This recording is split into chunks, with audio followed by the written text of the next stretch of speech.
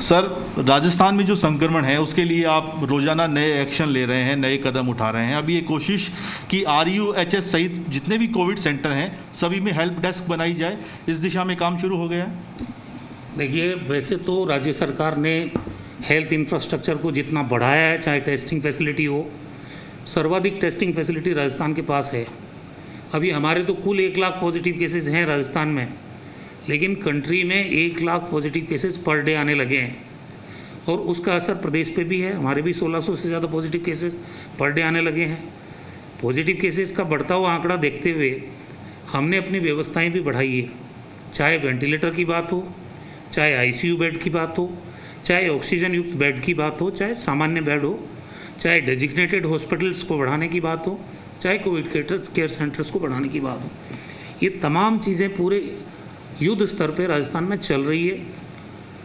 Beds की कोई कमी नहीं, इंफ्रास्ट्रक्चर की कोई कमी नहीं। फिर भी कुछ शिकायतें आने लगी थी कि प्राइवेट सेक्टर के अस्पतालों चाहे और अस्पतालों वो ये कहने लगे भाई बेड नहीं है उपलब्ध। उसके अलावा एक चिंता, जो भी कोविड पॉजिटिव मरीज भर्ती है उसके परिजनों को ये चिंता रहती है कि हमारे पेशेंट की क्या कंडीशन है, क्योंकि वो जा नहीं पाते हैं वहाँ।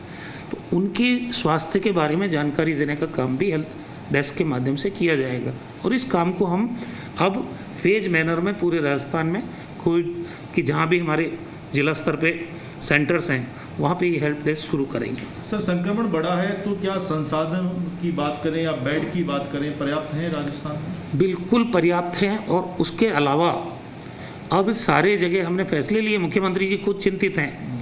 उन्होंने ये कहा कि पुराने मेडिकल कॉलेजेस जो हैं उनसे जुड़े हुए अस्पतालों में 300 बेड, 4 गुना बेड बढ़ा दो आप। हमने RUHS में बेड बढ़ाए हैं, कोविड केयर के बेड अलग किए हैं 100, ताकि जो बेड हैं, जो गंभीर मरीजों के बेड हैं, उनको सामान्य जो लोग हैं जिनको ज़्यादा तकलीफ नहीं है उनको कोविड केयर सेंटर में शिफ्ट किया जा सके। आपने कहा मृत्यु दर जो है राजस्थान में 0। राजस्थान में हमने इस लक्ष्य को साथ रख के कि कोविड में कोई भूखा नहीं सोए, ये मुख्यमंत्री जी का संकल्प है। और दूसरा संकल्प उन्होंने कहा कि एक भी व्यक्ति की मृत्यु नहीं हो। आप आज राजस्थान में मृत्यु दर में हर रोज़ गिरावट आ रही है, 1.2% पे आ गए हम और राष्ट्रीय एवरेज से बहुत कम है हमारा मृत्यु दर। और 10 बड़े राज्य हैं उनकी तुलना में आज हमारा मृत्यु दर 1.2 पे हम ले आए। हर रोज़ ये मृत्यु दर में हम कमी ला रहे हैं। आप खुद आंकड़े उठा के देख लीजिए कि राजस्थान का जो मोर्टेलिटी रेट है, मृत्यु दर है, उसमें निरंतर गिरावट आ रही है। हमारा लक्ष्य इसको 0 पे लेके आए। चाहे हमारे रेमडेसिविर है, टोसिलिजुमेब इंजेक्शन्स की उपलब्धता है, हमारे जिला स्तर के अस्पतालों तक पर्याप्त मात्रा में उपलब्धता है और उनको निर्देश है कि गरीब से गरीब आदमी को भी 40,000 में आता हो इंजेक्शन। मुख्यमंत्री जी ने कहा गरीब की ज़िंदगी भी बचाना चाहिए। अमीर आदमी लगा सकता है इंजेक्शन, गरीब को इंजेक्शन सरकार दे रही है। एक भी व्यक्ति की कोरोना से मृत्यु नहीं हो। प्लाज्मा थेरेपी पे कई तरह के सवाल उठ रहे हैं, लेकिन राजस्थान में 7 जगह पे आज हम प्लाज्मा थेरेपी शुरू कर चुके हैं। प्लाज्मा डोनेशन के कैंपेन को हम शुरू कर रखा है। माखन के मंथन से यहाँ तो अमृत ही है। यहाँ जिस ढंग से 35 दिन की लड़ाई कांग्रेस के निष्ठावान विधायकों ने लड़ी है और भारतीय जनता पार्टी के कुचक्र से जो उनके खून मुँह लग गया था सरकार गिराने का, एक के बाद एक सरकार गिरा रहे थे। कर्नाटक में सरकार गिराई, मध्य प्रदेश में सरकार गिराई और राजस्थान में लक्ष्य लेके चले थे। कोरोना महामारी के चलते आम आदमी जहां जिंदगी और मौत की लड़ाई लड़ रहा था, वहां उनको सरकार गिराने के लिए लक्ष्य आधारित राजनीति कर रहे थे। उसमें उनको मुंह की खानी पड़ी। वो हमारे विधायकों की एकजुटता की वजह से है।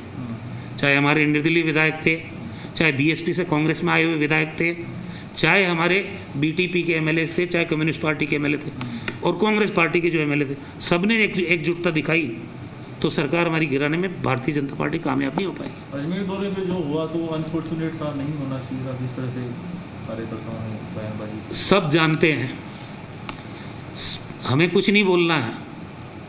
मैंने तो उल्टा छुड़ाया जिन लोगों ने मेरे खिलाफ नारे लगाए। मैंने ही माकन साहब के कहने पे पुलिस में फ़ोन करके उनको छुड़ाया है। कार्यकर्ता हैं, लाखों की संख्या में, हज़ारों की संख्या में कार्यकर्ता हैं। पार्टी में अनुशासन रहेगा तो पार्टी बचेगी। अनुशासनहीनता तो 2 व्यक्ति भी कर सकते हैं, एक भी कर सकता है और सुर्खियां भी बटोर सकते हैं। इनसे पार्टियां मजबूत नहीं होती हैं। बिल्कुल, चिकित्सा मंत्री डॉक्टर रघु शर्मा कह रहे हैं कि राजस्थान में कोरोना का संक्रमण जिस तरीके से लगातार कोशिशें कर रही है सरकार, कंट्रोल में है। अब बड़ी बात यह है कि कोविड सेंटर जितने भी होंगे उन सभी में हेल्प डेस्क होगा, लेकिन चिकित्सा मंत्री लगातार एंटीजन टेस्ट पर सवाल उठा रहे हैं और एक बड़ी बात, सभी विधायकों को पत्र लिखकर उनके क्षेत्र में जो मॉडल सीएचसी बनने वाले हैं उनमें किस तरह के उपकरण हो इसकी जानकारी मांगी है और जल्द वहां पर पूरी व्यवस्थाएं जो हैं वो शुरू कर दी जाएंगी। और मेरे हाथ में एक चिट्ठी भी है, आप देख सकते हैं, 2 पेज का पत्र जो है वो क्या क्या उपकरण होने चाहिए वो तमाम सूची जो है वो दर के साथ बाकायदा, ताकि पारदर्शिता बनी रहे, वो पत्र के साथ भेजी जा रही है। कैमरामैन देव के साथ सुशांत पारिक, जी मीडिया, जयपुर। चलिए फटाफट अंदाज में नजर डाल लेते हैं सिटी टॉप 10 पर। डूंगरपुर जिले के काकड़िया डूंगरी पर महापड़ाव डालकर बैठे शिक्षक भर्ती के अभ्यर्थियों से मिलने पहुंचे बीजेपी विधायक रामप्रसाद बिंडोर। पड़ाव स्थल पर अचानक तबीयत बिगड़ गई। बताया जा रहा है गर्मी और 150 फीट ऊंची पहाड़ी पर चढ़ने की वजह से तबीयत बिगड़ी। 145 पुलिस अधिकारियों को पदोन्नति का तोहफा। आरपीएससी में डीपीसी की बैठक में लिया गया फैसला। डीजीपी भूपेंद्र यादव ने सभी अधिकारियों को दी शुभकामनाएं। श्रीगंगानगर के गस्सेपुर के पास भारत पाक अंतर्राष्ट्रीय सीमा पर सुरक्षा बल द्वारा मारे गए 2 पाकिस्तानी घुसपैठियों को भारतीय सीमा बॉर्डर पर ही दफना दिया गया। इससे पहले बीएसएफ द्वारा पाकिस्तानी अधिकारियों के साथ फ्लैग मीटिंग की।